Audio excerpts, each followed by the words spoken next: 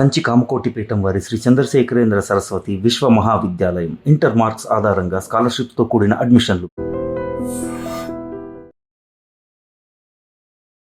నమస్కారం, welcome to I dream. ధర్మ మార్గం విత్ విజిత కార్యక్రమానికి స్వాగతం.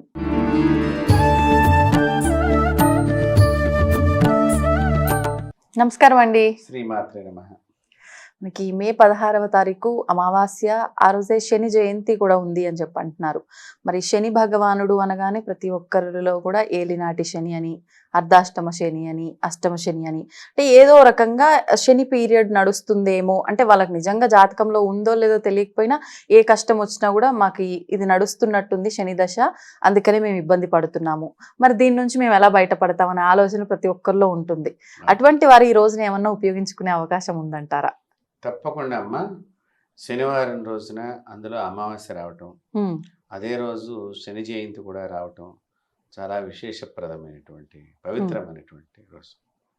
ఆ రోజున చక్కగా తలస్నానం చేయాలి. మనం తలస్నానం చేసి చక్కగా మనం శనీశ్వరుడి యొక్క పూజ, దేవాలయంలో ఎట్లాగో మనకి నవగ్రహాల్లో శని భగవానుడు ఉంటాడు, అక్కడ కానివ్వండి, ప్రత్యేకించి శని దేవాలయాలు కూడా కొన్ని ఉన్నాయి. ఎక్కడికి వెళ్ళినప్పటికీ కూడా ఆ శనీశ్వరుడికి తైలాభిషేకం చేయించుకోవటం మంచిది. తైలాభిషేకం, ఇంకేదన్నా అక్కడ జరిగేటువంటి శనికి సంబంధించిన హోమాలు ఇత్యాది విషయాలు చేయించుకుంటూ శనీశ్వరుడి యొక్క మంత్రాన్ని జపపారాయణం చేయటం ఆ రోజు విశేషంగా చేస్తే మంచిది. ఇప్పుడు మీరు ఇందాక ప్రశ్న అడుగుతూ అర్ధాష్టమ శని, అష్టమ శని ఇవన్నీ కూడా అడిగారు మీరు. అవి మాకున్నాయో లేవో తెలియదు, ఎట్లాగా ఏంటి అని కొంతమంది అనుకుంటారు. కుంభరాశి వారికి, మీనరాశి వారికి, మేషరాశి వారికి ఈ యొక్క శని పూజ చాలా ఇంపార్టెంట్ ఈసారి ప్రత్యేకంగా. అంతేకాదు ధనస్సు రాశి వారికి, సింహరాశి వారికి, వీళ్ళిద్దరికీ కూడా చాలా ముఖ్యం. అంతేకాకుండానమ్మా శని నక్షత్రాల్లో పుట్టినటువంటి వాళ్ళు, అంటే పుష్యమి నక్షత్రం కానివ్వండి, అనురాధ నక్షత్రం కానివ్వండి, అలాగే ఉత్తరాభద్ర, అంటే శని దశతోనే ప్రారంభం అవుతుంది వారి జీవితము. శని మహాదశతోనే వాళ్ళ జాతకం ప్రారంభం అవుతుంది. సో ఇవి శని నక్షత్రాల కింద మనం భావన చేస్తాం. సో ఆ విధంగా వీరు ఈ శని జయంతిని. అంతేకాకుండా శని మహాదశ అని మామూలుగా జాతకంలో నడుస్తుంది, ప్రతి ఒక్కరికి నడుస్తుంది, అది 19 సంవత్సరాలు ఉంటుంది. సో అలాంటి వారు కూడా ఈ శని జయంతిని చక్కగా ఉపయోగించుకోవచ్చు. ఇది గుడ్ టైం అనొచ్చా? ఈ 19 years మహాదశ అనేది బ్యాడ్ టైమా? ఏ రకంగా అంటే వాళ్ళకి ఆ శని ఏ స్థానంలో ఉన్నాడు, ఎలా చూడబడుతున్నాడు, ఏ విధంగా ఉన్నాడు అనేది మనం చూడాలి. ఒక్కొక్కసారి చాలా మందికి శని మహాదశలో ఇనుమ వ్యాపారం బ్రహ్మాండంగా సాగుతుంది, సిమెంట్ వ్యాపారం బ్రహ్మాండంగా సాగుతుంది. మరి శని దశలోనే వాళ్ళకి పిల్లలు పుడతారు, శని దశలోనే పెళ్లి అవుతుంది. శని చేసే మహా మంచి పనులు ఏమిటంటే మీకు పెళ్లి చేయటం శని లక్షణం. పిల్లలు పుట్టాలన్నా శని, ఉద్యోగం రావాలన్నా శని, ఇల్లు కట్టుకోవాలన్నా శని, ప్రతి దానికి కూడా శనీశ్వరుడు యొక్క అనుగ్రహం కంపల్సరిగా మనకు ఉండాలి.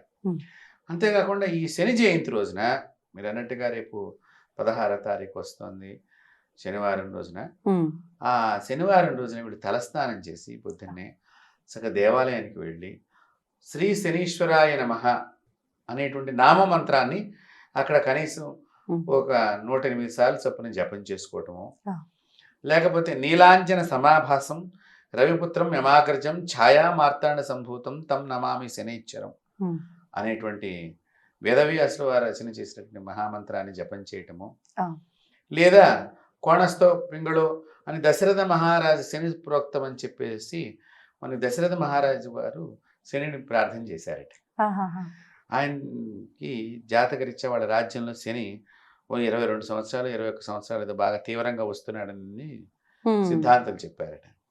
ఇట్లా అప్పుడు అన్ని తగలబడిపోతాయండి, చాలా ప్రమాదాలు జరుగుతాయండి అని చెప్పారట. వెంటనే ఈయన బాణాలు పట్టుకుని శనీశ్వరుడి దగ్గరికి వెళ్ళారు. అంటే వారు ఆ యుగంలో దేవతలతో కూడా డైరెక్ట్ గా కనెక్టివిటీ ఉంది కదా, వెళ్ళారట. వెళితే అదేమిటయ్యా దశరథ మహారాజా, నేను కాలచక్రంలో ఒక గ్రహాన్ని, నా సమయం వచ్చేసరికి నేను రావాలి కదా, అంటే నువ్వు రావటానికి వీలేదు, నా రాజ్యంలో ఎటువంటి చెడు జరగటానికి వీలేదు, నా ప్రజలు సుఖంగా సంతోషాలతో ఉండాలి అని అన్నప్పుడు ఆయన ఏం చేయాలి, మరి నువ్వు రాకుండా ఉండాలి అంటే, నేను రావటం అనేది వస్తాను, ఏదో 2 క్షణాలు ఉండి వెళ్ళిపోతాను, కాబట్టి ఆ తీవ్రం తగ్గించుకోవడానికి నువ్వు శని ఆరాధన, శని పూజ చేయాలంటే అప్పుడు ఆయన శనీశ్వరుని ప్రార్థన చేశారనమాట. ఆ ప్రార్థన చేసింది దశరథ మహారాజా శని ప్రోక్తం అని చెప్పి మనకి పుస్తకాల్లో లభ్యమవుతుంది. దాన్ని పారాయణం చేయటం కానీ, అలాగే నవగ్రహాల చుట్టూ శనీశ్వరుని తలుచుకుంటూ ప్రదక్షిణ చేయటం 19 మార్లు, అలాగే శనికి ప్రీతికరమైన వస్తువులు దానం చేయటం, నల్ల వస్త్రము, నల్ల పళ్ళు, గ్రేప్స్ మనకి డేట్స్ కూడా దొరుకుతూ ఉంటాయి, ఖర్జూరం, నల్ల ఖర్జూరం మనకి దొరుకుతుంది, కిస్మిస్ ఖర్జూరం నలుపుది అది కూడా దొరుకుతోంది మార్కెట్లో. ఇవి తర్వాత నల్ల పూలు, శంకు పూలు, తర్వాత నల్ల బట్ట, మనం అయ్యప్ప మాలలు వేసుకునేటువంటి వస్త్రం, పంచ గాని, కండువా గాని, జాకెట్ ముక్క గాని, మన శక్తిని బట్టి నువ్వులు, పళ్ళు, దాంతోపాటు మనం దక్షిణ పెట్టి అక్కడ దేవాలయంలో ఉన్న బ్రాహ్మణుడికి మీరు దానం చేయటం మూలకంగా శని అనుగ్రహానికి పాత్రలు అవుతారు వీళ్ళందరూ కూడా. ఆగ్రహానికి కాకుండా అనుగ్రహానికి. సో ఈ విధంగా చేయటం, అక్కడ జరిగే హోమంలో మనం కూడా చక్కగా మన గోత్రనామాలతో చేయించుకుంటాం మూలకంగా శని హోమం ఆయువు పెంచేటువంటి హోమాల్లో శని హోమం చాలా బాగా ఉపయోగపడుతుంది. అంతేకాకుండా పురుషుడికి శక్తి కణాలను వృద్ధి చేయడంలో కూడా శని హోమం బాగా ఉపయోగపడుతుంది. అంటే ఇప్పుడు మన దాకా మనం కౌంట్స్ తగ్గుతున్నాయి డాక్టర్స్ చెప్తున్నారు, ఇప్పుడు రకరకాల ఫెర్టిలిటీ సెంటర్లు అన్నీ కూడా ఎక్కువైపోయినాయి. దానికి కారణం ఏమిటంటే ఉత్పత్తి సరిగ్గా లేకపోవడం, రెండవది స్త్రీలకు కూడా అండోత్పత్తి సరిగ్గా లేకపోవడం. ఈ శనీశ్వరుడు యొక్క అనుగ్రహం చేతనే అది జరుగుతుంది. కాబట్టి హోమంలో వాళ్ళ గోత్రనామాలతో పాల్గొనటం, సంతానం లేని బాధపడుతున్నటువంటి వారు శనిని ఆరాధన చేయటం మూలకంగా కూడా మనకి ఇవన్నీ కూడా జరుగుతాయి. అంతేకాకుండా 7 శనివారాల వ్రత అని కూడా ఉన్నది. అంటే శని యొక్క దోషం తొలగిపోయి మనకి శుభం జరగటానికి. కానీ అది వెంకటేశ్వర స్వామి, అదే శని సంబంధించిన దోషాలు పోవడానికి అదంతా కూడా. కాబట్టి ఈ విధంగా మనం శనికి సంబంధించిన అనేక పూజలు మనకి శాస్త్రంలో చెప్పబడి ఉన్నాయి. ఏ పూజ చేసుకున్నప్పటికీ కూడా ఆయన దానానికి లొంగుతాడు, స్తోత్రానికి లొంగుతాడు. అష్టోత్తరం ఉన్నది, శనీశ్వర స్వామి వారి అష్టోత్తరం ఉన్నది.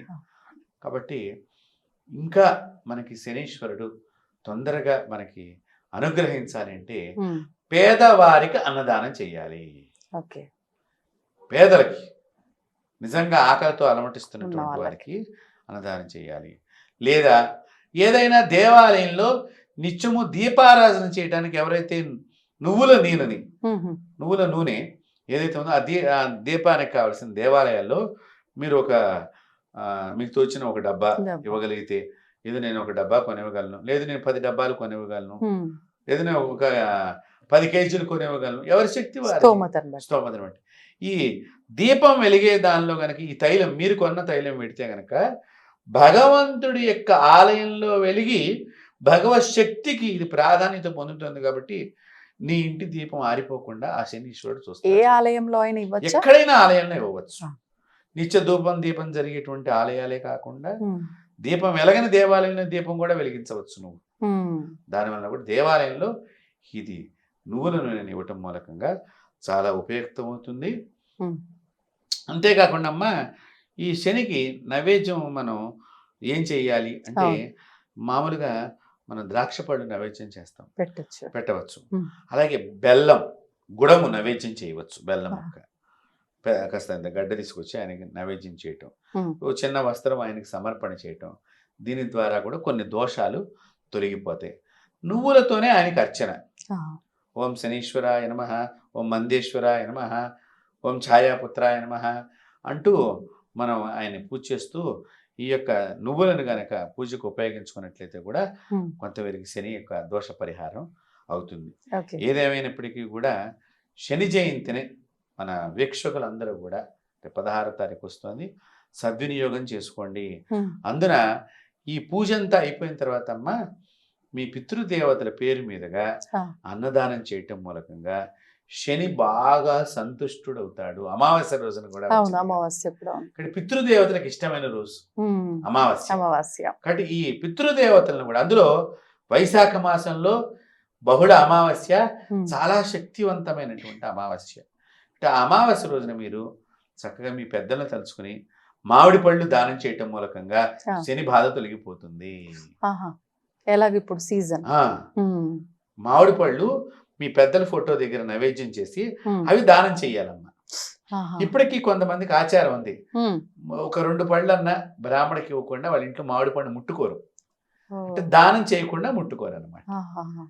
కాబట్టి పేదవాళ్ళకి పంపిణీ చేయటం, అన్నంతో పాటు ఒక మామిడి పండుని దానం చేయటం, ఇది శనికి చాలా ఇష్టమైనటువంటి పని. కాబట్టి మీ పెద్దల ఆశీస్సులతో పాటు శనీశ్వరుడు యొక్క ఆశీస్సులు కూడా మీకు లభిస్తాయి. ఈ శని జయంతిన అతి పర్వదినం ఇది, మంచి విశేష పుణ్య ఫలం కలిగించేటువంటిది. ఈ రాసులన్నింటికి కానీ శని మహాదశ వల్ల మీరు ఇబ్బంది పడుతున్నా, ఏలినాటి శని వలన, కంటక శని, అర్ధాశ్రమ శని, అష్టమ శని, ఏ శని బాధలైనా కూడా ఈ విధంగా కనుక చేసుకున్నట్లయితే వారికి ఆ బాధలు తొలగిపోయి ఆ యొక్క శనీశ్వరుడు వల్ల మీ కోరికలన్నీ నెరవేరుతాయి అని చెప్పడంలో ఎటువంటి సందేహం లేదు. ధన్యవాదాలండి. తవ్వండి, తవ్వుతూనే శివలింగం. పరమాత్మకు జీవా సరే దాన్ని అట్లా కప్పేసేయండి, చూపించదండి. Krishna is there. మూర్తి పూజ కాదు, సాక్షాత్ బ్రజేంద్ర నందన భగవాన్ ఉన్నారు మూర్తిలో. ఏమీ ఆశించకుండా ఆరాధించే వాళ్ళు కూడా ఉన్నారా ప్రభుజీ? నిజమైన భక్తి అంటే మనకు తెలియదు కాబట్టి